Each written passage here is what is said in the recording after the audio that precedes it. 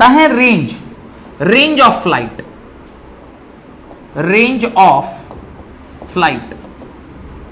Range of flight किसको बोलते हैं? तो मैं वापस से अपने इस डायग्राम में चलता हूं।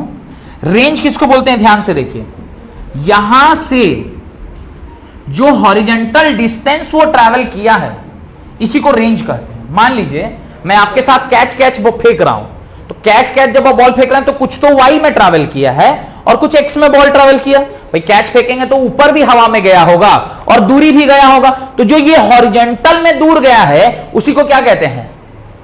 रेंज कहते हैं। उसको क्या कहते हैं? रेंज कहते हैं। तो हम लोग अभी क्या निकालना चाहते हैं?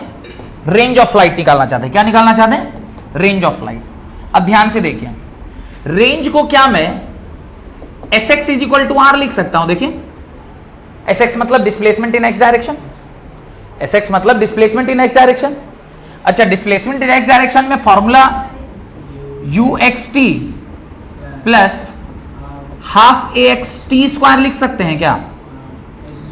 लेकिन ax देखिए आपने 0 लिखा हुआ है, तो रेंज का फॉर्मूला क्या निकल के आ गया? uxt निकल के आया। अच्छा, ux जानते हैं क्या?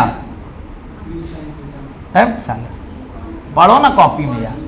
u cos थीटा, और t छोटा अभी आप निकाले क्या? तो कैपिटल टी लेंगे कि स्मॉल टी लेंगे? ध्यान से देख के बताइए, ये कैपिटल टी होगा कि स्मॉल टी होगा? अरे पूरा यहां से वहां गया तो टोटल टाइम लगा होगा ना, तो यहां पे आप कैपिटल टी लिखेंगे, और कैपिटल टी अभी आप क्या निकाले हैं? 2u साइन थीटा बाई जी। अच्छा, r इज इक्वल टू 2 बाहर आ गया, u स्क्वायर, ये क्या है? अच्छा नहीं, एक काम करिए, u स्क्वायर इसको 2 साइन थीटा कॉस थीटा लिख सकते हैं।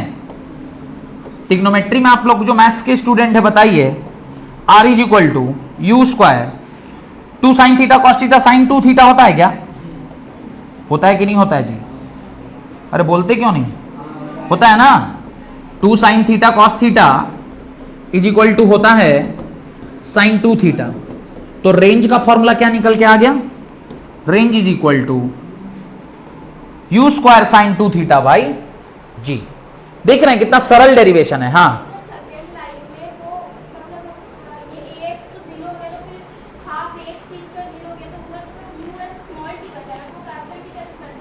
अरे ये तो फॉर्मूला है ना, S is equal to U T plus half A T square.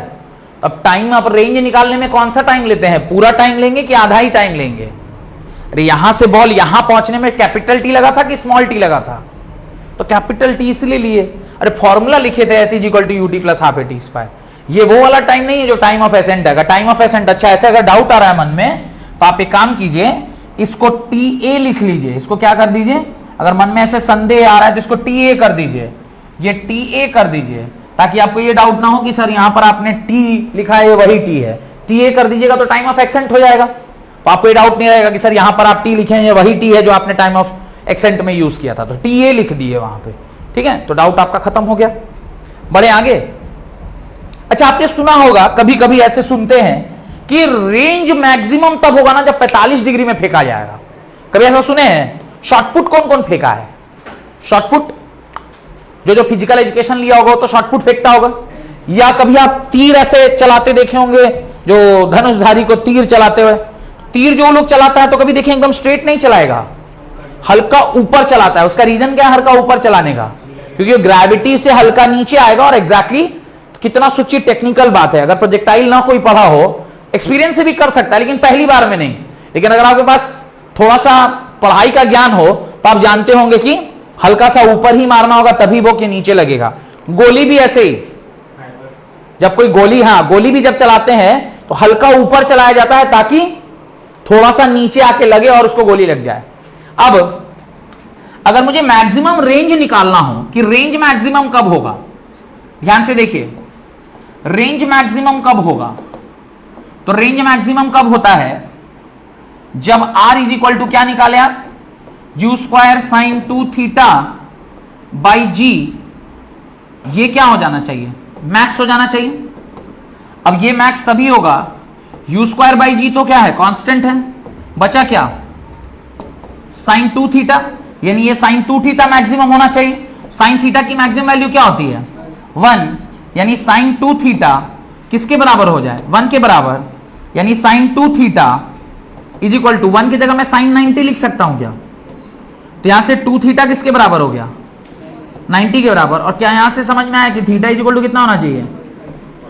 If you are not considering the air resistance तो एंगल कितना होना चाहिए? 45। लेकिन एयर रेजिस्टेंस कंसीडर कीजिएगा तो एंगल थोड़ा इससे क्या होना चाहिए? बड़ा होना चाहिए।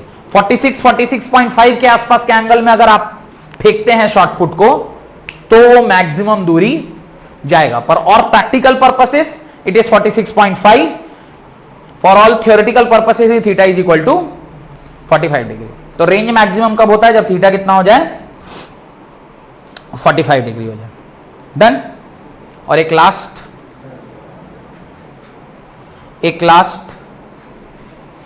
वो है डेरिवेशन है, that is maximum height achieved by the projectile. तीन ही चीज एग्जाम में पूछता है, टाइम ऑफ फ्लाइट, रेंज और मैक्सिमम हाइट। तो मैक्सिमम हाइट की ओर बढ़ा जाए? नहीं,